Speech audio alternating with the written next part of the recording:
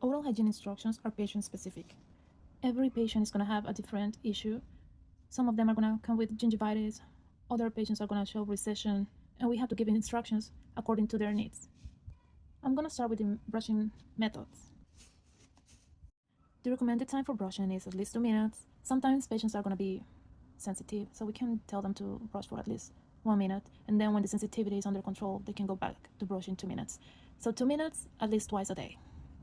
And we also recommend using a soft toothbrush. For patients that have manual dexterity, we recommend them to use a power toothbrush. And if they use excessive force when brushing, they can use a finger grip instead of a palm grip. I'm going to start with the brushing techniques. The first one is going to be the Bass brushing technique or modified Bass brushing technique. This technique is recommended for patients with periodontal health and for patients for gingivitis. This technique concentrates in the cervical portions of the teeth. The filaments of the toothbrush are going to be directed apically to the long axis of the tooth in a 45-degree angle. And we are going to do vibratory movements. So 45 degree, we're going to do vibratory movements. And we are going to add a roll or sweeping motion occlusally or incisally. This is why it's called modified. So the modification is the sweeping motion. The reason why the filaments are directed apically is to clean under the gum line inside the sulcus. Now the Stillman method is almost the same. You're going to place the filaments apically, directed apically 45 degrees, but this time the toothbrush bristles are going to be half on the gingiva and half on the cervical portion of the teeth. You can do 2 to 3 teeth at a time, and you're going to apply vibratory movements, and you're going to add the sweep. The reason why we place it on the gingiva is to stimulate the blood flow, which is going to give you healthier gums. So the Stillman brushing technique is recommended for patients that have gingival recession and also for gingival stimulation.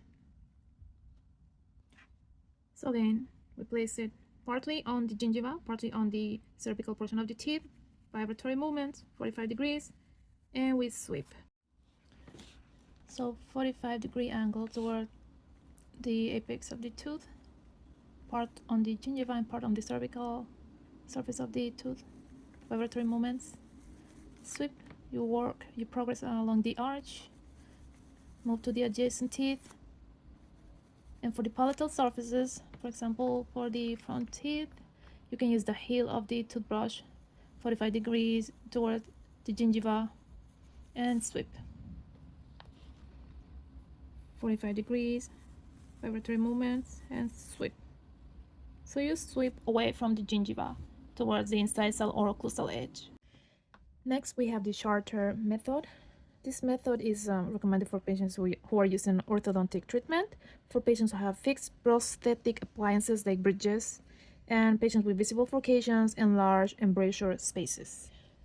This method differs from the Stillman and Bass technique in that you are going to direct the filaments of the toothbrush occlusally or toward the incisal edge in a 45-degree angle. So it's not going to be like this anymore. It's going to be away from the gum.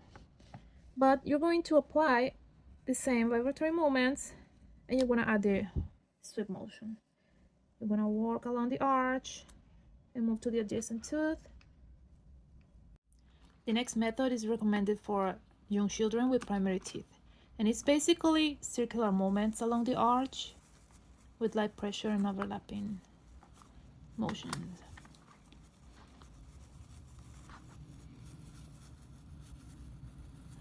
Let's not forget about the occlusal surfaces for each brushing technique that I just talked about in the video. We can do back and forth motion for the occlusal surfaces.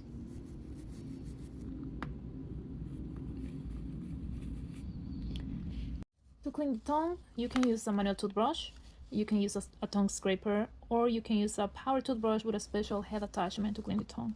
If you're going to use a manual toothbrush, then you're going to direct the bristles of the toothbrush slightly posterior, and you're going to move them forward to remove and decrease the number of bacterial organisms, or for example to control oral malodor. So slightly posterior and move it forward. There are some areas that the toothbrush is not going to reach. So brushing is for to clean the buccal, the lingual surfaces, and occlusal surfaces. But how do we clean the interproximal surfaces of the teeth? Is using the floss. So we have two techniques, the spool method and we have the loop method. The spool method requires dexterity. You're going to wrap 12 to 18 inches of floss on one hand, on one finger of the hand, and then the rest in the other hand. And you're going to control and adapt to the floss to the surface of the tooth. So we have tooth surfaces in between the teeth. You're going to floss one, make sure it goes below the interdental papilla, and then we're going to move to the other surface and adapt the floss to the surface. And when we finish flossing that area, we wrap it in one finger and we take a new clean piece to move to the other tooth.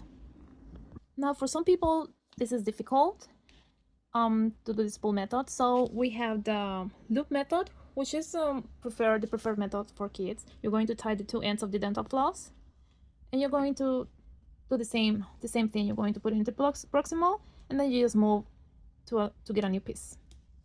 Another option is the floss holder. We always have to make sure to adapt the floss to the tooth surfaces, so you can like bend it.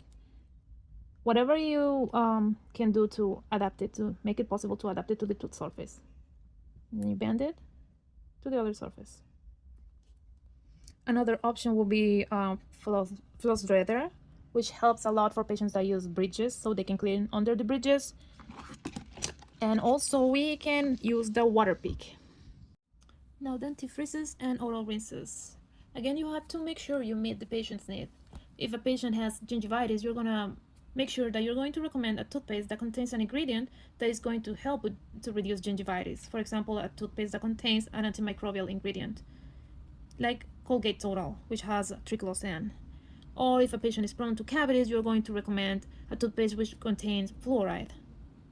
And the same goes for the oral rinses. We can recommend an antiseptic, antimicrobial oral rinse, or we can recommend an anti-cavity oral rinse. When we get to the part of the oral hygiene instructions, we want to make sure that we know how the patient is brushing, what kind of toothbrush the patient is using, what kind of toothpaste, how often does the patient brush, and for how long, if the patient is using an interdental cleaning, and so on. We also can ask the patient to show us how they're brushing, and we never want to make the patient feel bad if they are doing it wrong. We can tell the patient, well done, I see you're doing a good job at removing the plaque. May I show you a different method that works just as good to remove the plaque, and I think you're going to benefit from it? And we go ahead and we show them the method that we think is going to work best for them. If they have recession, we can recommend Stillman or fast brushing technique for healthy patients. Also, a good opportunity to do the oral hygiene instructions are when we are doing the plaque score, because we can show the patients the areas that they are missing. After we apply the disclosing agent, we can show the patient the interproximal areas of the teeth, and we can show them how to floss, and we can ask them to floss to see if they understood the instructions and how to properly brush and floss.